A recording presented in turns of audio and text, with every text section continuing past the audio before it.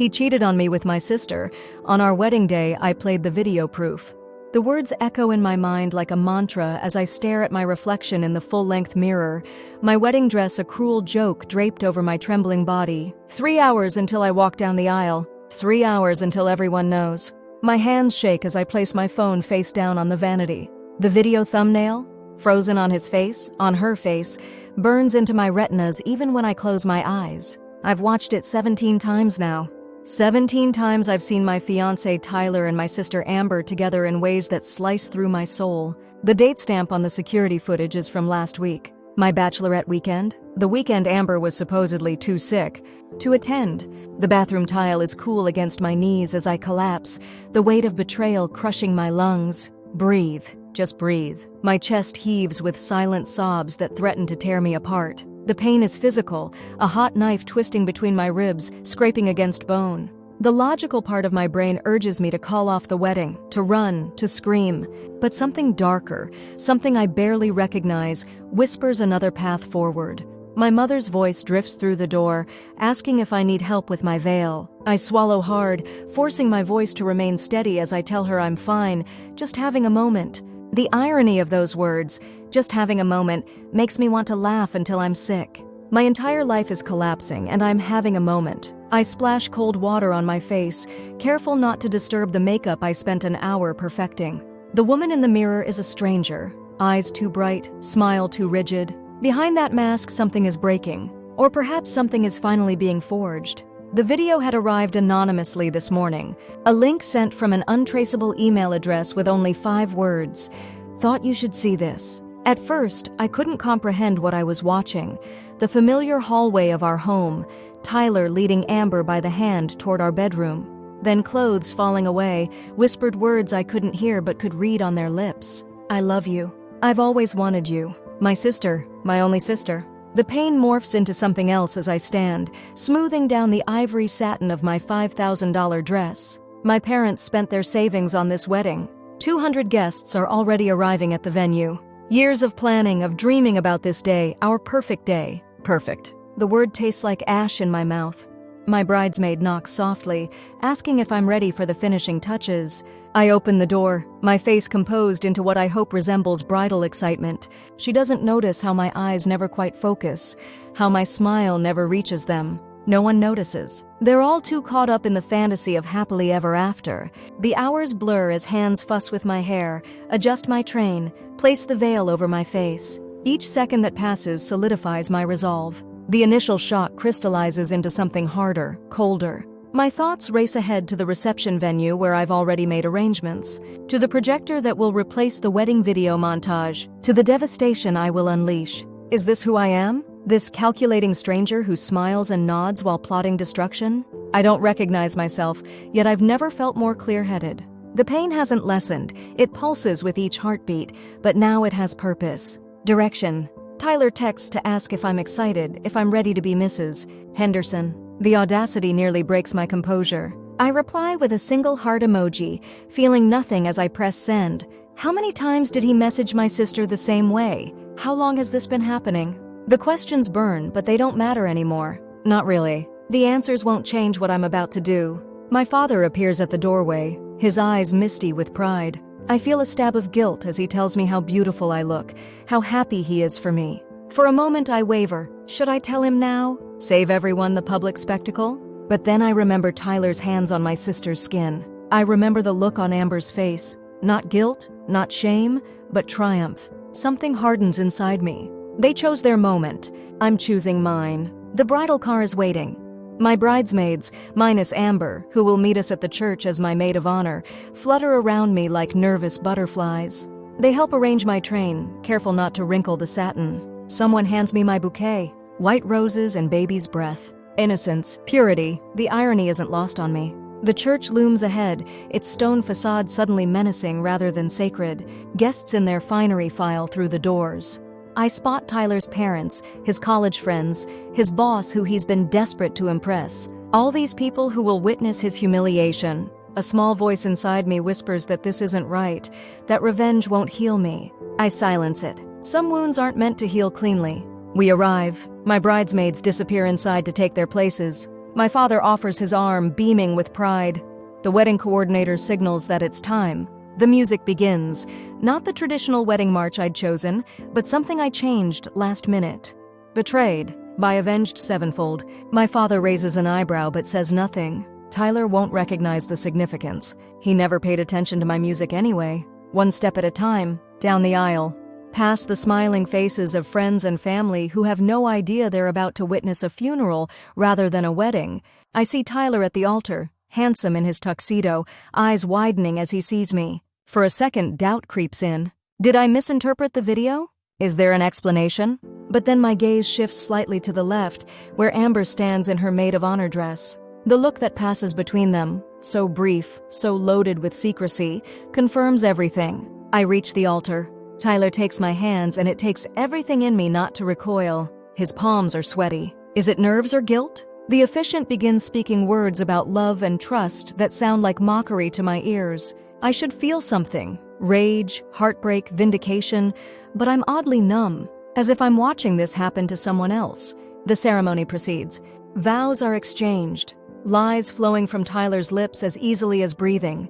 I recite my own, each word hollow. We exchange rings. His slides onto my finger, cold and heavy as a shackle. For a moment I consider stopping everything right there. But no, the reception is where it needs to happen. Where everyone will be relaxed, glasses filled with champagne, phones ready to capture the special moments.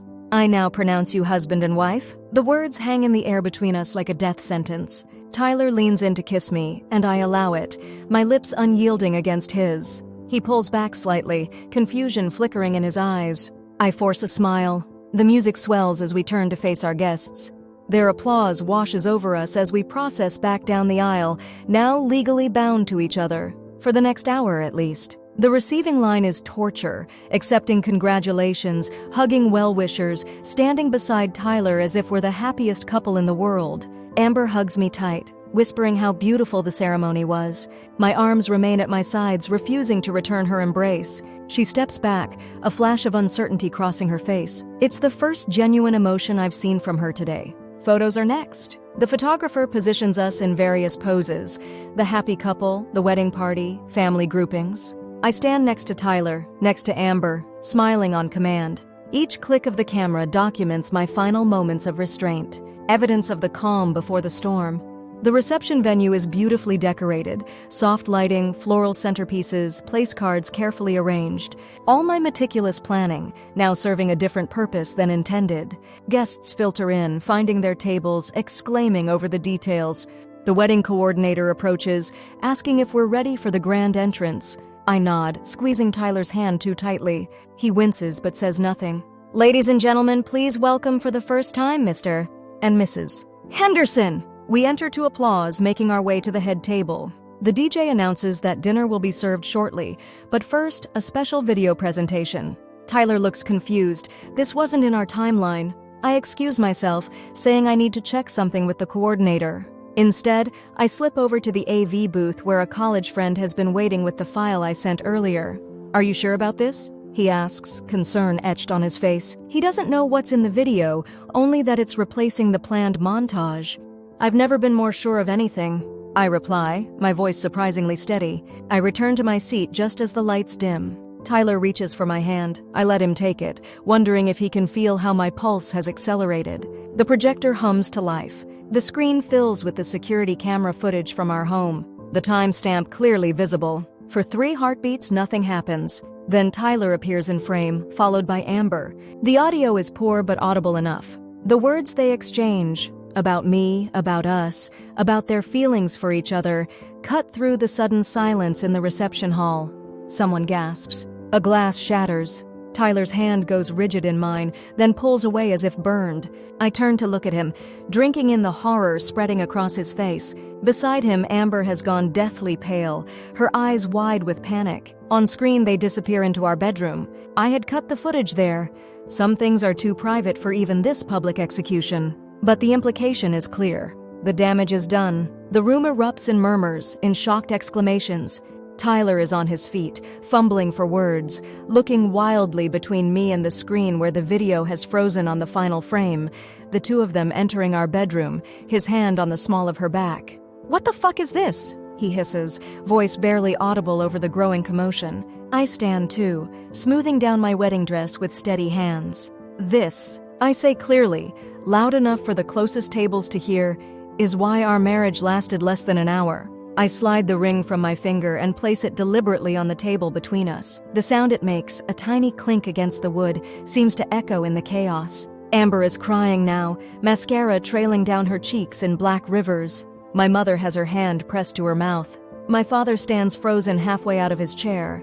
Without another word, I turn and walk toward the exit, back straight, head high. Behind me, I hear Tyler calling my name, his voice cracking with desperation. Someone, his best man probably, is trying to calm the guests. Someone else is shouting. None of it matters. Outside, the evening air is cool against my skin. I take my first deep breath in hours. The weight of the diamond ring is gone from my finger, but something heavier remains in my chest. This isn't triumph. It isn't even relief. It's something else entirely.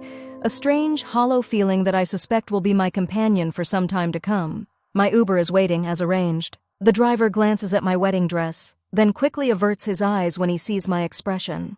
I give him the address of the hotel I booked this morning, not the honeymoon suite Tyler and I had reserved, but a simple room across town where no one will think to look for me. As we pull away, my phone begins to vibrate incessantly.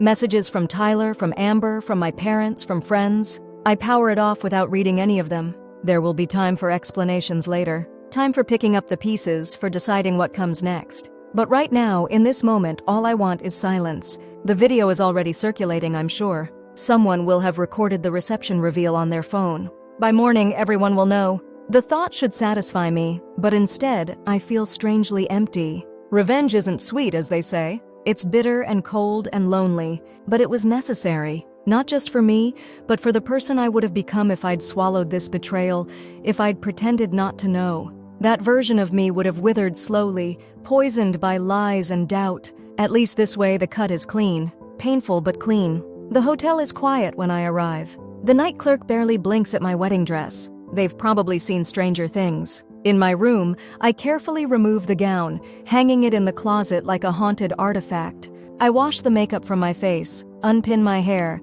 stand naked before the bathroom mirror trying to recognize myself. There she is, beneath the bridal persona, the woman I was before this day, before the video, before everything changed. Wounded but whole, betrayed but not broken. The tears come then, finally. Not the silent, shocked tears from this morning, but deep, body-racking sobs that leave me breathless. I cry for the future I thought I had, for the sister I've lost, for the love I believed was real. When there are no more tears left, I shower until the water runs cold, scrubbing away every trace of this day. Clean pajamas, a bottle of wine from the minibar, and the anonymous silence of the hotel room become my sanctuary. I don't turn my phone back on. Tomorrow will come with its demands and consequences, but tonight belongs to me. Morning arrives with harsh clarity. My wedding day has passed. I am not a wife. My fiancé, no, my husband, technically, until the annulment, betrayed me with my sister, and everyone knows. I turn on my phone to assess the damage. Hundreds of notifications flood the screen, missed calls, text messages, social media alerts. I ignore most of them, looking only for messages from my parents. They deserve some explanation, some reassurance that I'm safe. I send them a brief text, promising to call later, asking for space. The rest can wait, except the email that catches my eye, from an address I don't recognize. The subject line reads, "I'm sorry about your wedding." I open it with trepidation. The message is brief. I sent the video. "I couldn't let you marry him knowing what I knew. Tyler's been seeing your sister for months. I'm his coworker. He brags about it." My stomach lurches. Months. Not just a one-time mistake, not just a moment of weakness, but months of deliberate deception. Every dinner with my sister, every family gathering, every wedding planning session, all while they carried on behind my back. The betrayal deepens, the wound reopening just as I thought it might begin to close. I order room service, mechanically eating toast I can't taste.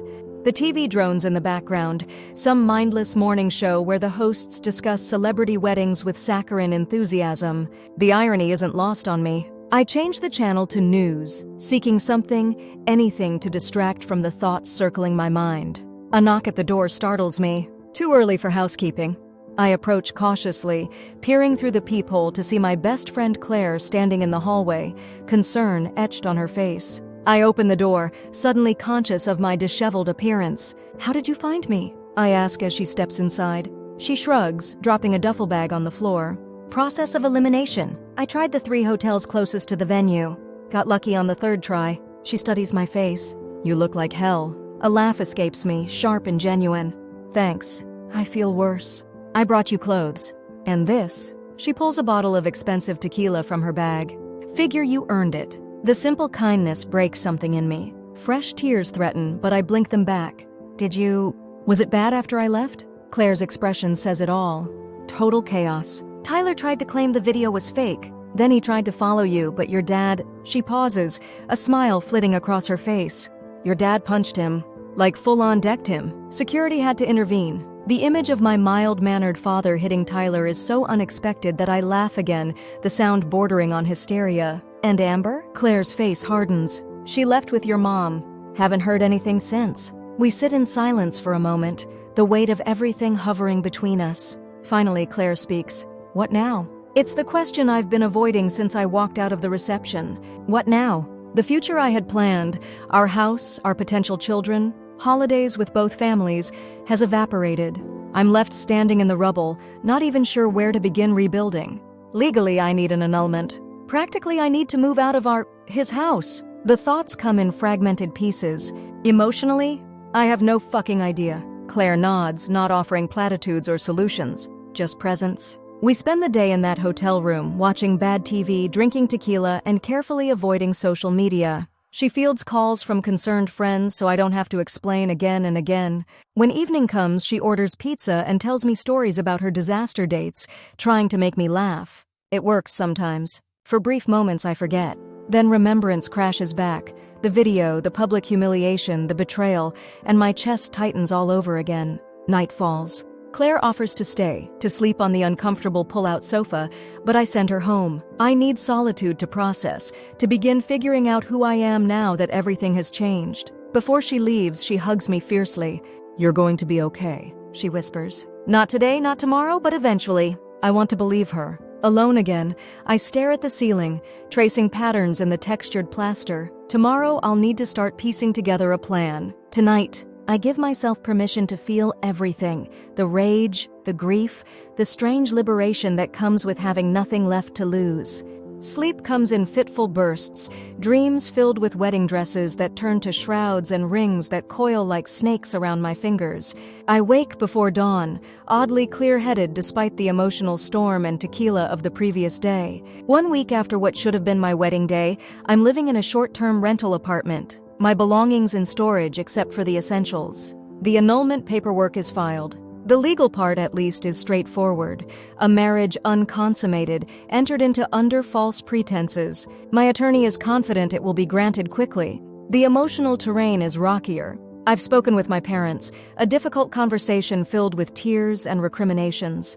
My mother swings between devastation over her daughter's rift and anger at Amber's betrayal. My father is simpler, solid in his support of me, unwavering in his condemnation of Tyler and Amber.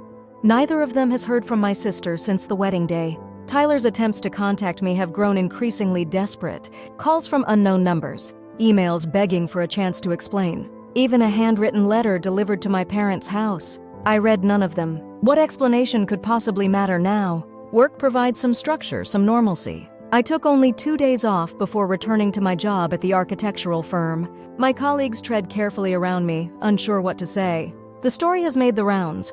A wedding day revenge spectacle is too juicy not to share.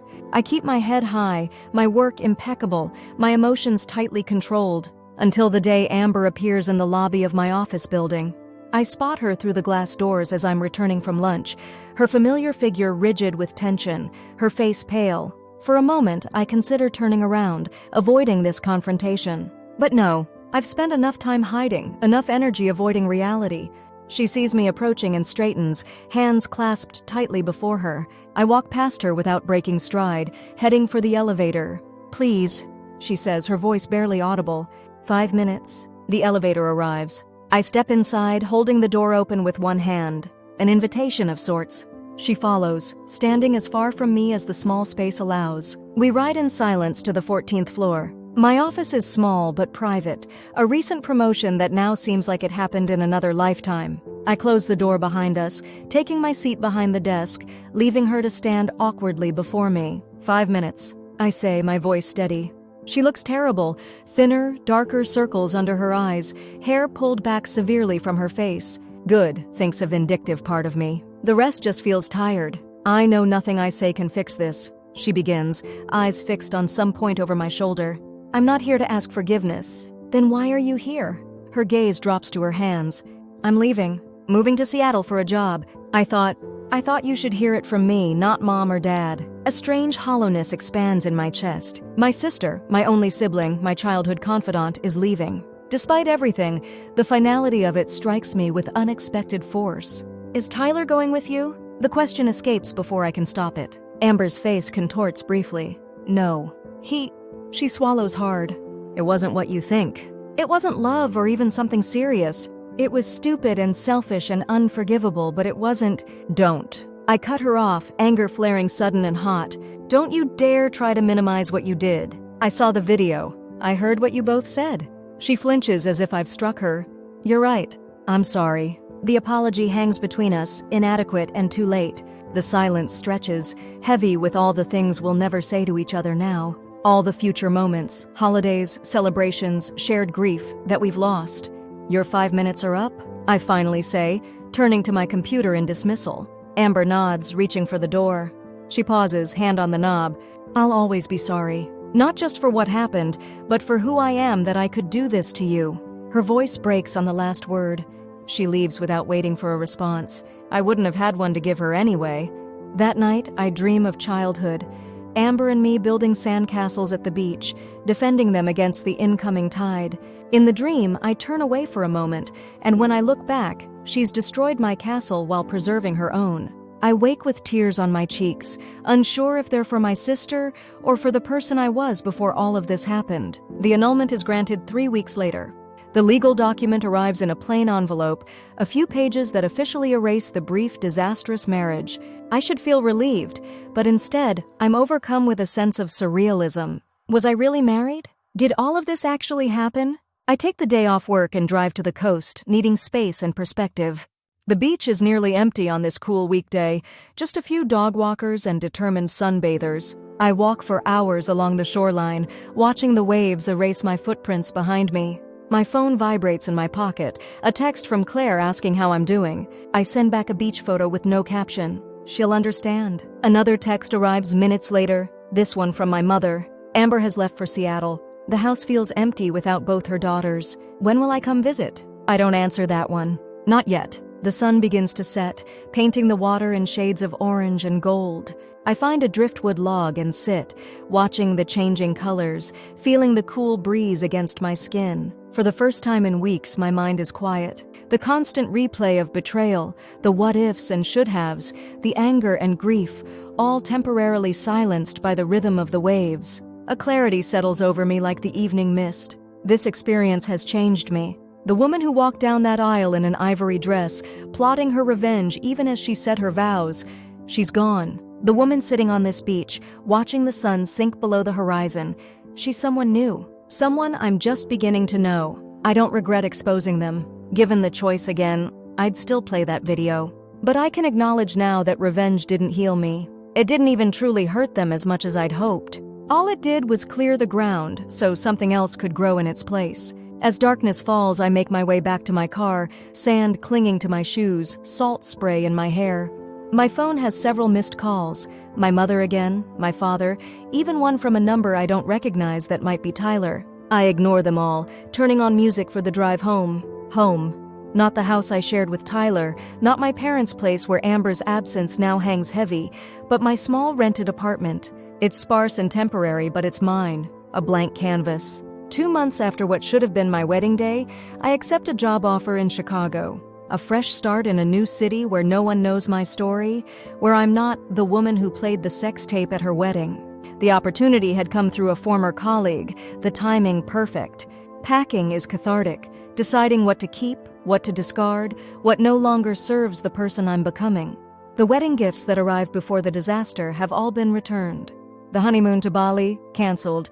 The joint accounts, closed. I've systematically untangled my life from Tyler's, removed every trace of the future we'd planned. My parents drive me to the airport, my father unusually quiet, my mother trying too hard to be cheerful. At security, they both hug me longer than necessary. It's not forever, I reassure them. Just a new chapter. My mother sniffles, touching my cheek. We're so proud of you. How you've handled everything. I nearly laugh at that. Proud of their daughter who orchestrated a public humiliation? But I see what she means. Proud of my resilience, my refusal to collapse under the weight of betrayal. Through security, waiting at my gate, I check my email one last time before the flight. There's a message from an unfamiliar address. The subject line reads simply, "Before you go." I hesitate, finger hovering over the delete button. Then curiosity wins and I open it.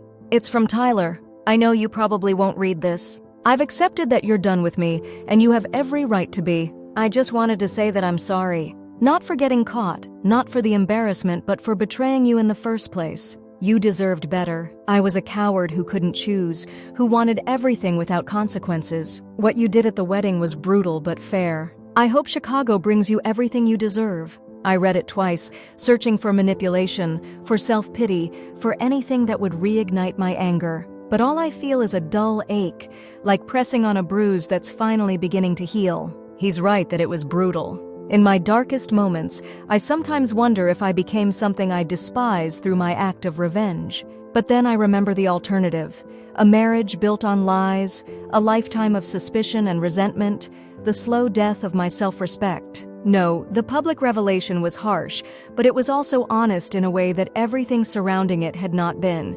I delete the email without responding. The plane takes off, Chicago-bound. As we ascend through clouds into clear blue sky, I feel something settle within me. Not forgiveness. I'm not there yet. May never be. But acceptance. This happened. It changed me. Now I choose what comes next. The betrayal will always be part of my story. The wedding day revenge will always be a chapter in my past. But they don't define me. They're not the ending. My hand, bare of any ring, rests on the window as I watch the world grow small below. Somewhere down there is the life I almost had. Ahead is the one I'm choosing instead. He cheated on me with my sister. On our wedding day, I played the video proof. And then I began again.